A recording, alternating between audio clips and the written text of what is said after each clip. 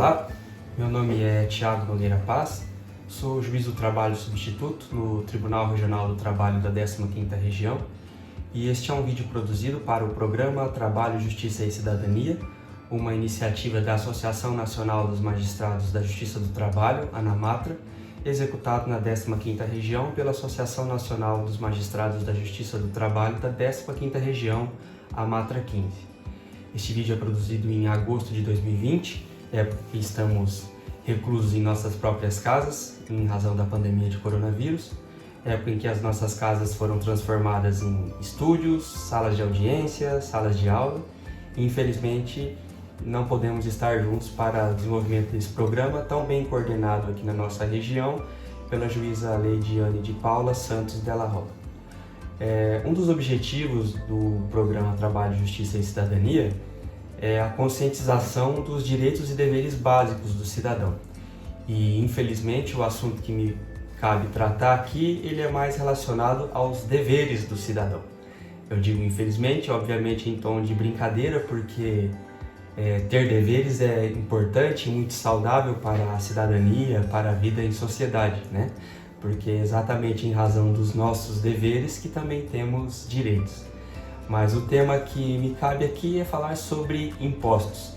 E antes de tratar deles exatamente, eu preciso falar bem rapidamente sobre tributos, que na verdade é o que nós tratamos equivocadamente muitas vezes como gênero, né? Quando na verdade, aliás, tratamos como gênero os impostos, quando na verdade eles são simplesmente espécies de tributos. O tributo é algo bem mais abrangente que se refere a toda a prestação compulsória, né, todo o pagamento compulsório que devemos fazer ao Estado. E os tributos são subdivididos, por assim dizer, em 5 espécies: impostos, que falaremos aqui neste vídeo, taxas, contribuições de melhoria, empréstimos compulsórios e contribuições especiais.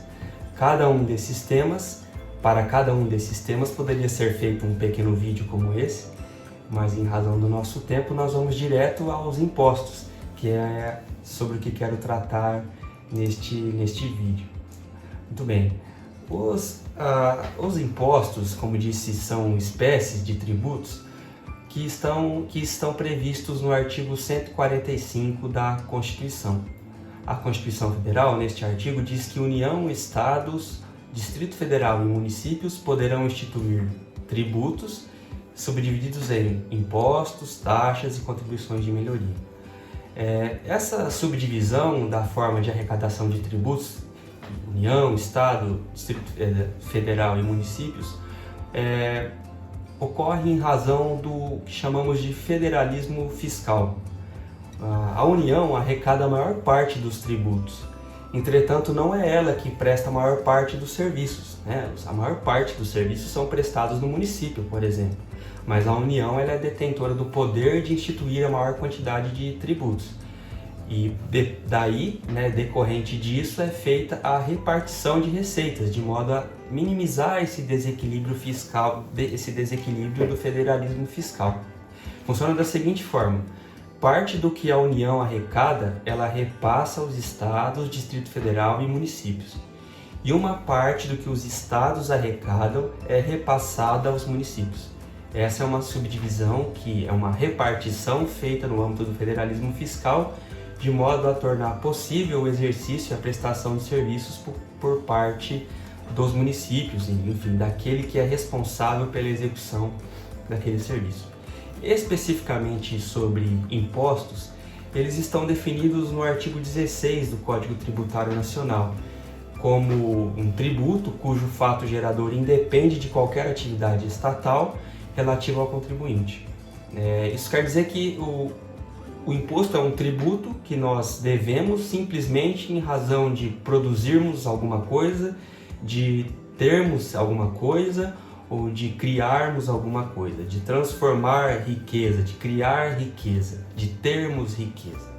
E esta é uma presunção que o Estado faz em relação a todos nós contribuintes. O imposto ele possui a seguinte estrutura jurídica, por assim dizer.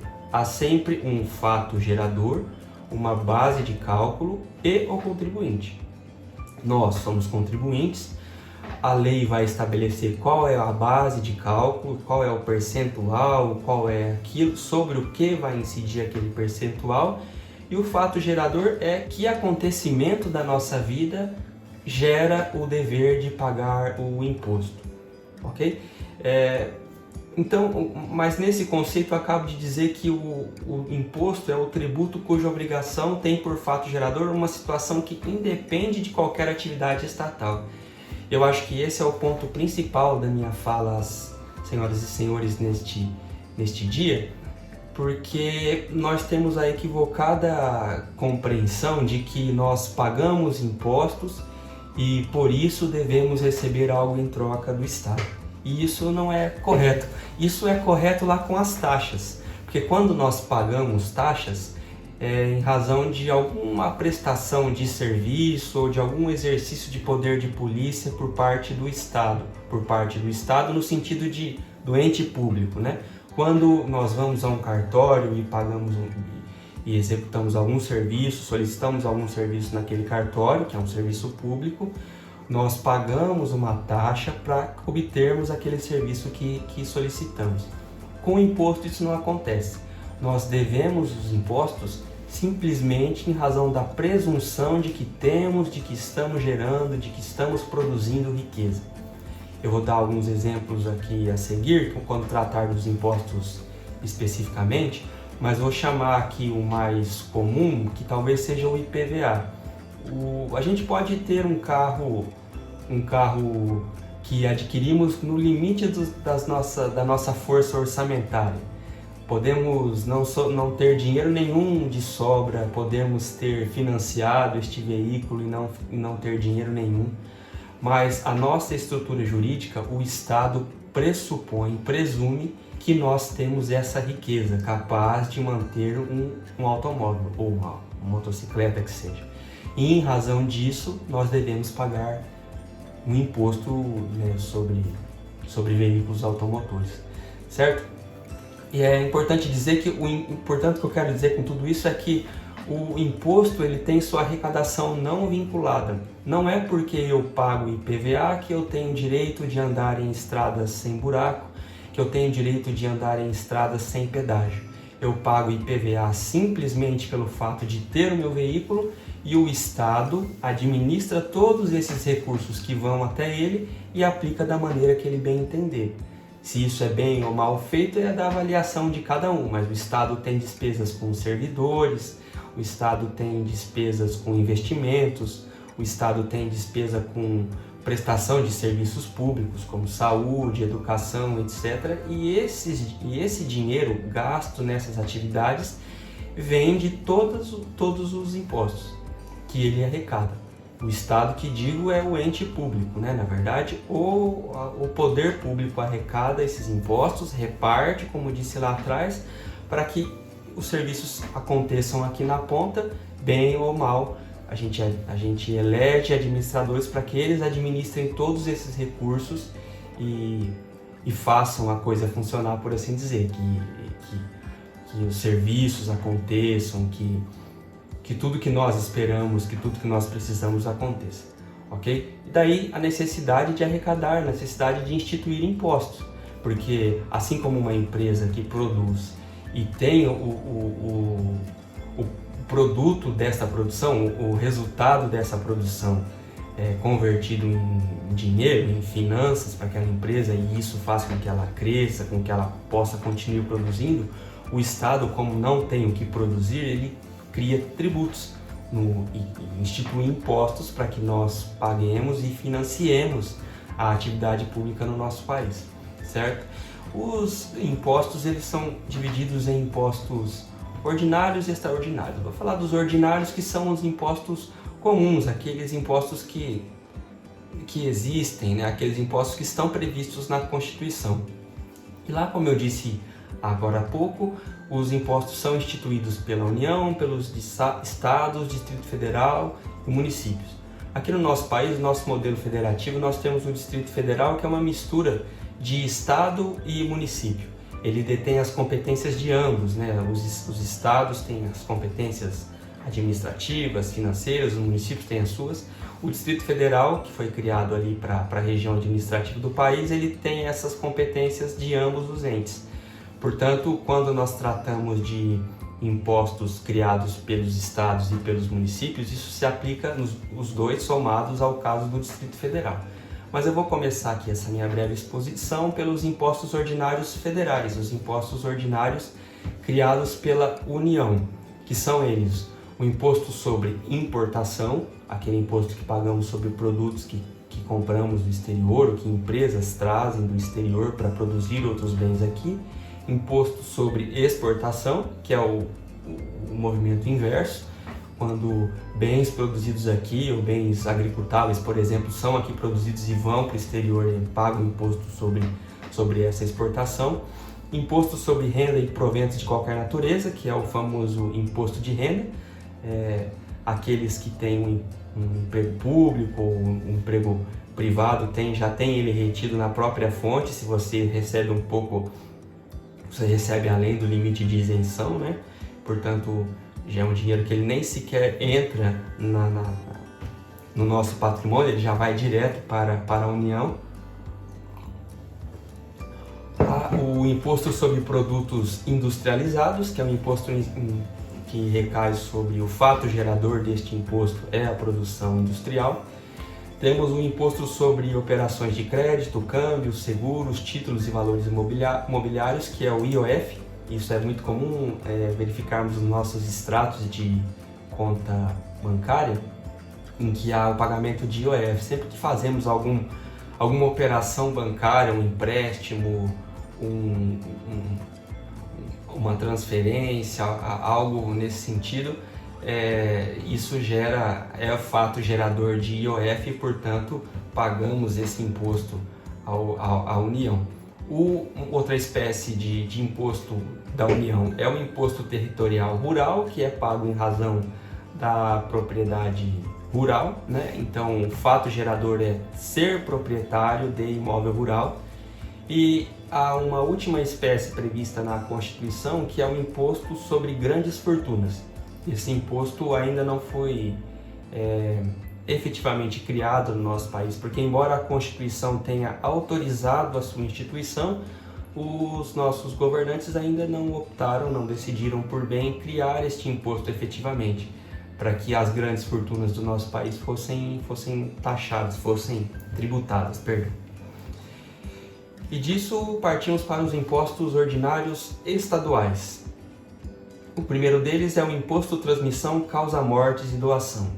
Este é um imposto, nós pagamos imposto aos estados e ao Distrito Federal sempre que houver transferência de patrimônio por doação, uma transferência gratuita, mesmo que seja entre pessoas vivas, que haja doação gratuita de uma pessoa para outra de determinados bens, ou transmissão causa-mortes, que é a transmissão em razão de morte, de falecimento. É a transmissão de patrimônio que acontece por meio de sucessão, por meio de herança. Sempre que alguém recebe algum bem em razão dessa transferência patrimonial, ele paga um imposto ao Estado por estar recebendo esse bem. Veja, o Estado presume que nós estamos produzindo, que nós estamos adquirindo riqueza e, portanto, eu devo pagar um imposto para que ele continue desenvolvendo as suas atividades. Um outro imposto bem conhecido que nós pagamos aos estados é o imposto sobre operações de circulação de mercadorias e prestação de serviços de transporte interestadual, intermunicipal e de comunicações, que é o ICMS. As siglas são bem conhecidas, né? O nome do imposto muitas vezes ele é grande e mais complexo. Mas o ICMS ele é pago em razão do transporte de mercadorias, e não é qualquer transporte, é o transporte que sai de uma cidade para outra, de um estado para o outro, né? O transporte dentro do município não é fato gerador de ICMS, ele é lá um outro imposto que eu trato daqui a pouquinho, mas o ICMS ele é devido em razão dessa transferência, desse transporte de mercadorias entre cidades, entre estados. E o terceiro e último imposto que nós devemos aos estados é o imposto sobre a propriedade de veículos automotores, que eu disse anteriormente, que é o IPVA. O IPVA é todos que são proprietários de veículos, seja motocicletas ou automóveis, devem pagar IPVA todo início de ano, todo mês de janeiro. Esse imposto vai para os estados e parte dele é repartido para os municípios, ok? E o fato gerador desse imposto é a simples propriedade de veículo automotor. Todos esses impostos que eu estou tratando, assim, e a brevidade e a simplicidade deste nosso encontro, deste nosso bate-papo, exige que seja feito de uma maneira bem rápida, mas todos eles possuem inúmeras regras, muitos detalhes, né? O nosso modelo tributário é um modelo muito complexo, um modelo muito grande, que comporta diversas exceções. Então, por exemplo, o IPVA, existe alguns veículos, dependendo do tempo, que não devem, alguns veículos que pagam metade, que, portanto, a base de cálculo é diversa, etc. Há muitas regras específicas que, infelizmente, não podem ser tratadas aqui neste vídeo, né? Mas eu quero apenas tentar dizer quais são os impostos que nós pagamos cotidianamente para que os senhores possam compreender e repassar, multiplicar essas ideias. Por fim, chego no último ente que institui impostos, que são os municípios. E ele institui ordinariamente, portanto, são impostos ordinários municipais, o Imposto sobre Propriedade Predial e Territorial Urbana, que é o IPTU, aquele que também nós pagamos no início do ano, ou às vezes temos ali a opção de parcelarmos em diversas parcelas ali durante todo o ano, e ele é pago. Portanto, o fato gerador deste imposto é a simples existência de propriedade de imóvel urbano. Então, o senhor ou a senhora que tem a sua casa, o seu apartamento na cidade, em razão disso, deve pagar o tributo todo ano para o município, porque o município, mais uma vez, ele entende que a pessoa, que nós, que eu, você, tem aquela riqueza e, portanto, a gente deve pagar parte, um percentual dela para ele, no caso, o município, todos os anos. E o segundo imposto que nós pagamos ao município é o Imposto sobre Transmissão Onerosa de Bens Imóveis entre Vivos. Ele é parecido com aquele ITCMD que é pago aos estados, mas aqui ele é o ITBI, ele é pago em razão da transferência entre vivos e transferência onerosa. Lembra? Lá eu disse que as doações, quando elas acontecem, a doação ela é um ato que pode ser entre um falecido e alguém vivo, ou pode ser feita entre pessoas vivas, né? Eu não preciso morrer para doar. E neste caso a gente paga o ITCMD para o Estado.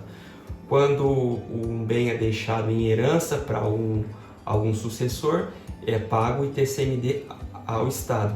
Entretanto, quando um bem imóvel é transferido de pessoa viva para outra pessoa viva, essa transferência, essa criação de riqueza, ela gera fato gerador de ITBI, que é o imposto pago ao município. Também tem regras muito particulares, cada município define ali a sua alíquota, o seu critério de base de cálculo. É impossível tratar sobre isso aqui num vídeo como esse, mas é importante que saibam que toda vez que há transferência de imóvel entre pessoa viva, nós devemos o imposto para o município, e sem o pagamento desse imposto nós não conseguimos fazer sequer o registro desse imóvel. E por fim, o último imposto devido ordinariamente aos municípios são os impostos sobre serviços de qualquer natureza, que é o ISS. Todo prestador de serviço, ele produz uma riqueza, ele gera riqueza, né, que é o seu próprio serviço, a prestação do serviço, e em razão dela é devido o ISS. Hoje em dia é muito comum que esse imposto, que os municípios encaminhem essas notas por e-mail sempre que consumimos algum serviço, sempre que utilizamos algum serviço de particular. Esse particular paga ISS e ele informa os nossos dados para o município, e nós recebemos aquela nota fiscal por e-mail, certo? Este é um vídeo bem breve, eu descrevi aqui alguns impostos ordinários, e só para finalizar, eu falei que havia uma segunda modalidade, que são os impostos extraordinários, que são impostos residuais A qualquer momento a União pode criar novos impostos, desde que isso seja feito por lei complementar, que é um processo legislativo um pouco mais complexo, mais rigoroso e que exige maior quantidade de aprovações de parlamentares para que aconteça. E a União pode instituir impostos diversos a esses que eu acabei de elencar, desde que eles tenham fato gerador diverso, né? A União não pode criar um novo imposto cujo fato gerador seja a propriedade de veículos automotores, por exemplo.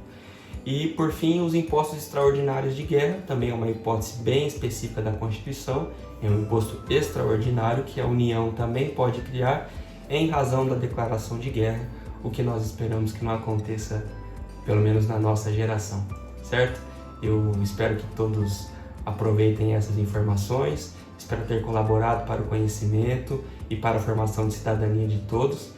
Eu espero ter a oportunidade de conversar com os senhores novamente em outra oportunidade, em uma outra ocasião, talvez pessoalmente. Desejo sorte, sucesso e tudo de bom para todos vocês. Deus abençoe a todos. Um abraço.